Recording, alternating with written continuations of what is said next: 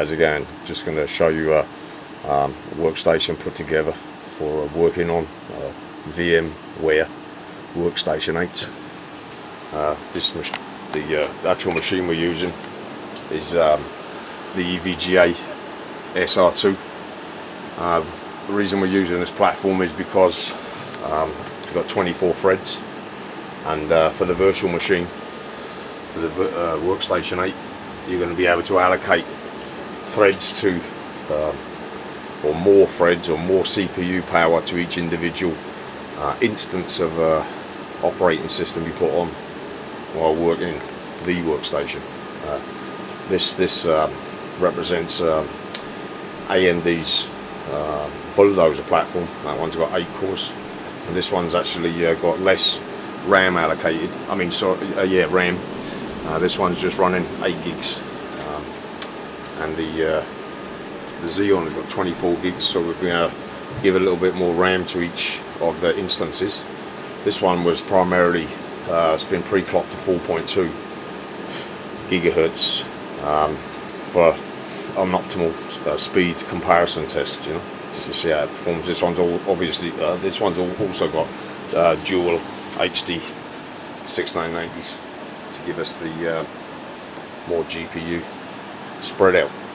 But this machine has got 4 of the 4 radiators. I think it's the XSPC 360mm by 60mm deep, and then I've got Corsair. We've got a Corsair 120mm fans, right? These are they're 2,200 rev per minute models, I think. Being controlled by NZXT fan controller. We just switch that light off a minute. You can see you can have it for manual or automatic to control the bays. Just danger den reservoir. It's one gigantic loop, 2 reservoirs. We've got a EK spin bay as well, but so there's one loop fed primarily from this loop, which goes around to a pump. Because when you use these systems, it's a good idea to make sure that your pump is top loaded. So if your pump's in the system, make sure you've got a reservoir behind it, because if it's pulling on air, it's going to take longer to fill the system, because you have to fill the entire system for the pump to be active. Whereas if you top feed the pump, it's easier to get the system to flush through you.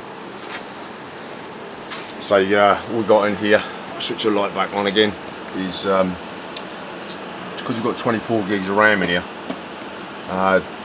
Decided to use 2 of the Dominator fans to cool the RAM. Then we've got EK cooling the CPUs, which actually haven't been overclocked yet, but we should be able to get 30% or whatever it is. This just gives us an idea of the pressure in the system. You can see this is running on a very, very low pressure system as compared to the oil we were running. The oil we were running was really, really high pressure in comparison. But this is giving us, you can see the temperature on the board, because this EVGA board tells you the temperature digitally on the board. I mean, you can bring it up on the GUI as well. 28 degrees. I know that this is a low power platform, but we've got 2 GTX 580s, which are more than likely you're going to be adding one more, because you can only put 2 monitors onto each card, and this is a 6 monitor platform, so probably add one more to it. As for cosmetically, you can't really appreciate it, but what we've used is the UV reactive pipe and fluid, and in the right conditions, that's all you get really, is you get a glowing pipe without any glare.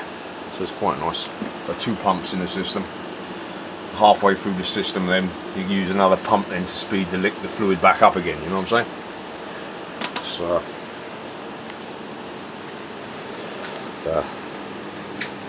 yeah, this would be a good platform for experimenting with virtual machines. Cheers.